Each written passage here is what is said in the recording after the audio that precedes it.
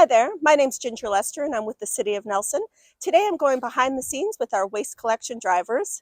We're going to hit the roads and we're going to be picking up recycling and garbage around the city. I'm here with Emily Mask, our climate programs coordinator. Hi, Emily. Hi. We're going to go meet the crew in just a minute here and get on the road. So join us and let's go behind the scenes.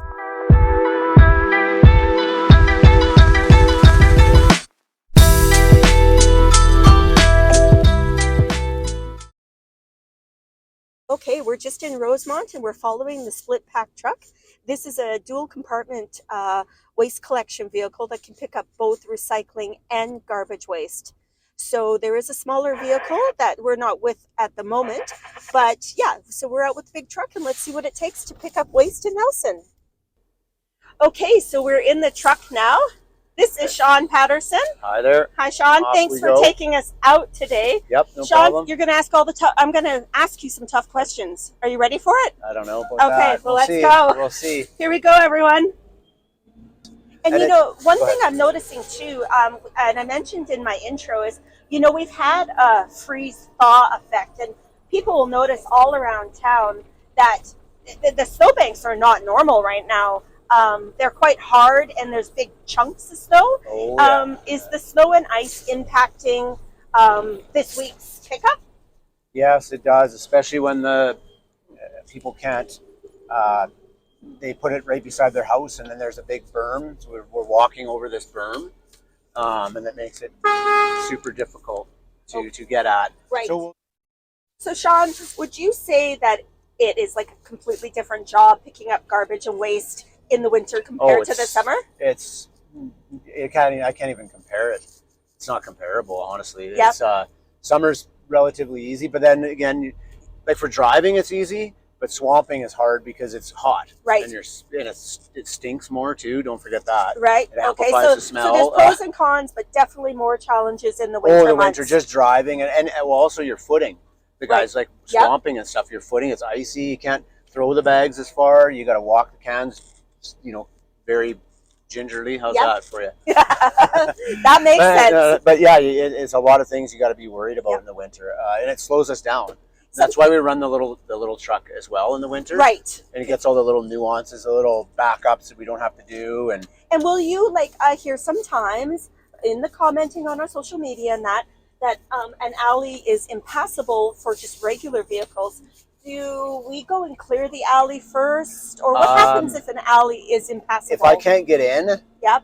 Usually it's just the mouth of the alleys they're blocked by big windrows from the plow sometimes. Exactly. And if they're really bad and it hasn't been touched in a while, we can't get in. It doesn't happen very often though. This truck does power through a lot of it. We'll go for it, but yeah, we'll get the loader to come by and just take a couple scoops out so we can get through it. That's great. So, all right, we're coming down West Beasley, is it, Sean? Yeah, West Beasley, yeah. So, we hear this a lot, and I know we moved to a weight limit on our garbage bags a few years ago. We did receive feedback in the community. I believe it's a 20 kilogram limit per bag for your black garbage bag. Can you tell me why that's important, Sean? It's important for lifting it into the truck. It's important for your body, your back, your shoulders. I find my shoulders, my back's good, but everyone's different. Yep. My shoulders get affected from the throwing. It's fine, if you're only throwing 6 bags a day.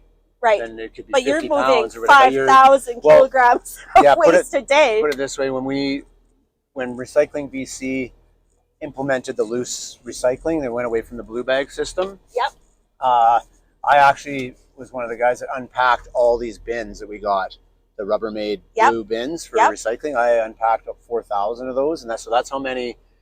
And that was one per household. One per household. Wasn't like 2. Some have 2 because they have suites. Yeah, that's right. So that's 4. Hey, Sean, so what happens if somebody's bags are not tagged or, they've put recycling out that's not recyclable, that should be going to the depot instead? We have tags. They're here somewhere. We have tags that have adhesive on the back, and they've got little check boxes to say why we didn't take it. Okay, so you'll leave it behind. Yeah. And then they can remedy it for next time. Emily's gonna join us. Coming in. Hi, Emily. Hi. Come on in. Hi, Emily Masker, Climate Programs Coordinator. So why I'm out here today is because when designing this program, it's really good to see like what these folks actually experience. And I can sit behind the desk and make a lot of assumptions, but it's really good to see the hands-on experience of what these guys are dealing with and like who all we collect from, what collections look like, and how they can be improved with the Food Cycler program. I'm really inspired to be out here and happy, and yeah, this is really great. Well, that's a wrap. I hope you all learned something today.